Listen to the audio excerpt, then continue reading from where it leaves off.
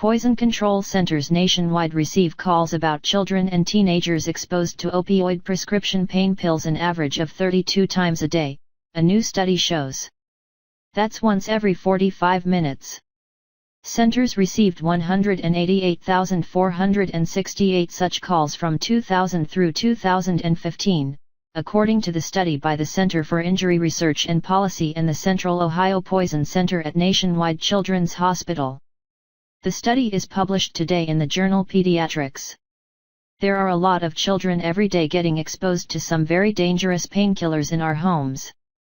It's just an amazing number, said one of the study's authors, Dr. Marcel Cassavant, medical director of the Central Ohio Poison Center and chief of toxicology at Nationwide. The numbers, Cassavant said, show that the opioid epidemic that has been ravaging our adults and our teens has worked its way down to young people as well. Most of the exposures, 60%, were among children age 5 or younger. The second highest percentage, 30%, was among those 13 to 19 years old.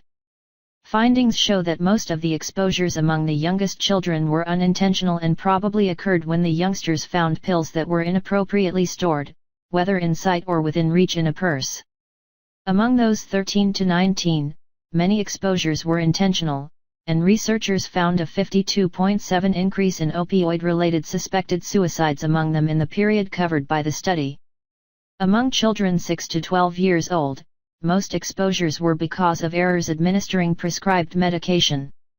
Exposure can lead to a coma, stoppage of breathing or stoppage of the heart.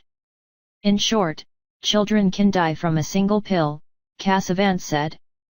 The study also found that 96% of exposures occurred at home, 175 children and teens died, and nearly 500 stopped breathing.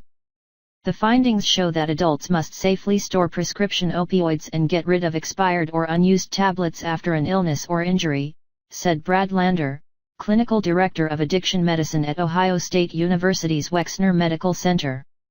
Lander recommends lock boxes with a simple combination or a key that young children cannot reach. To keep pills out of the hands of older kids, disposing of unused medicine is key.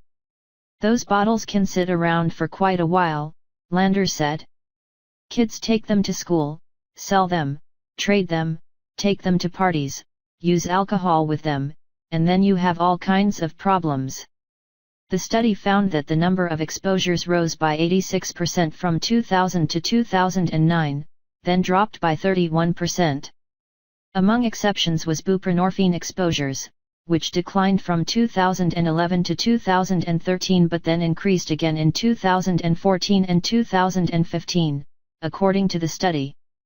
Buprenorphine is used to treat opioid addiction. Users often deem it safer than other opioids and might not store it properly, Cassavant and Lander said. For the drug-abusing grown-up, this is a very safe medicine, but to a child who is not used to having opiates, this is a deadly medicine, Cassavant said. He said the reason more kids are obtaining buprenorphine is probably because heroin addiction is a much bigger problem than it was in 2000, leading to more patients using the treatment drug.